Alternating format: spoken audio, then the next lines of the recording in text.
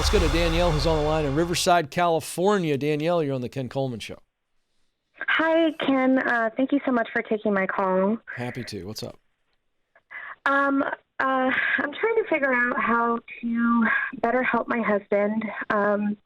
He was at his job for almost 7 years. He worked for a very well-known company, and the pay was good. Unfortunately, the hours weren't good, and he was spending about 4 hours a day just commuting to and from work. Oh.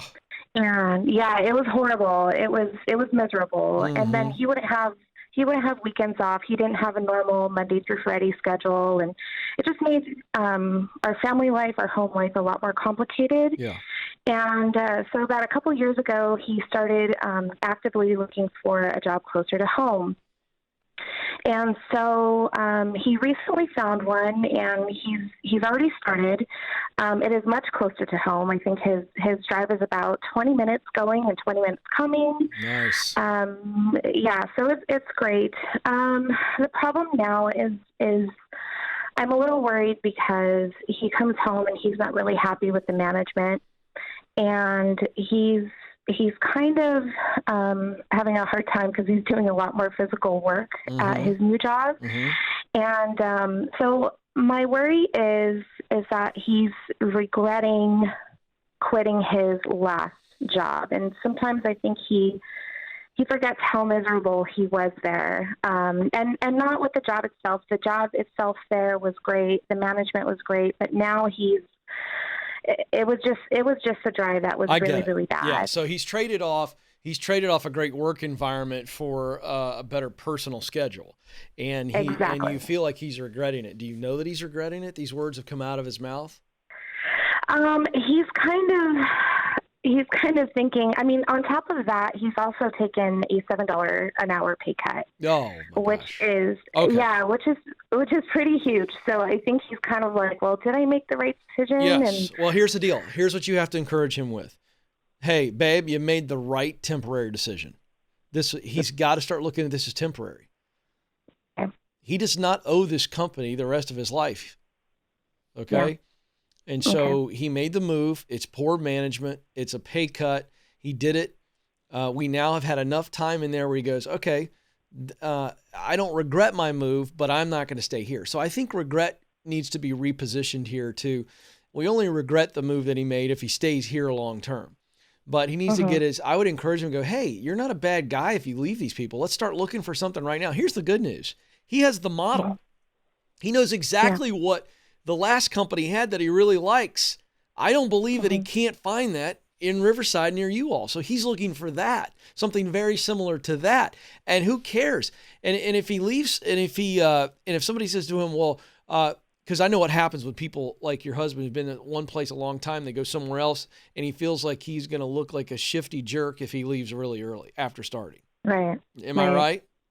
Right. Yeah. So here's the deal. Exactly. He just says, look, it's not a great fit. I moved because I had a great job over here, but it was a 4-hour commute.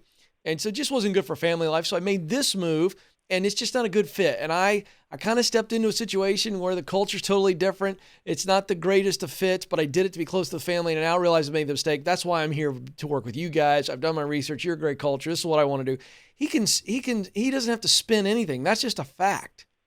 So he needs to be looking for something else and something similar to what he did before or something better than what he did before. So how you encourage him is your question. And what you do is you cast a vision for him and go, hey, you did the right thing. You are much happier in this area of your life.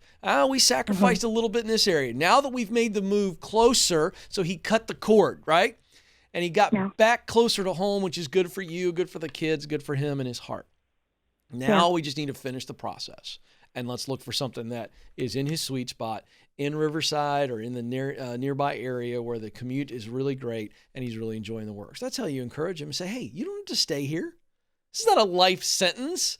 It's like saying, well, my husband made a bad job decision. What do I tell him? Leave. You don't have to stay there.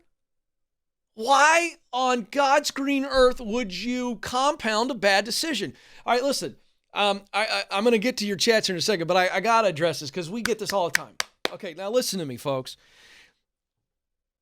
when we make a decision that doesn't work out, so let's not even call it a bad decision, because I don't want anybody to feel bad right now. I want to set you free. All right, here we go. This is like her husband. This is like Danielle's husband. Makes a decision. Clear decision. There was a clear why. I'm going to leave this job to take a job closer to home because the commute's killing me and my family, and I just don't ever see my kids, and my heart's breaking. Okay. That's a great why. It's a really good why. Picks a place, it doesn't work out. Just like you people can snow a hiring manager, hiring managers can snow you. You can go through the whole process and you go, boy, this guy is going to be the greatest leader I've ever worked under in my life. And you get there and he's a total tool. All right, so what do we do? Okay, maybe I didn't do my homework. I didn't check, references on this guy or the culture, whatever. Here's the point. The decision didn't work out. So we could call it that. It didn't work out. So what do we do?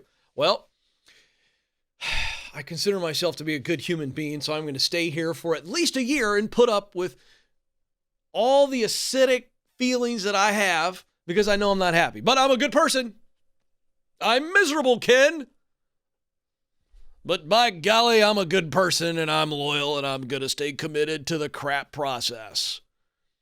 Wait a second. You trying to be a good person, you're not giving 100% to the company. Do you think you're operating at maximum output if your attitude sucks? Do you think you are? Do you think you're giving your best to the company when you're not happy? I got breaking news for you. You're not. So do yourself a favor and do them a favor and acknowledge it's not a good fit. You are not a flake. And you move on. Don't compound a bad situation or bad decision by staying there. It does nothing for anybody. I hope that frees your mind.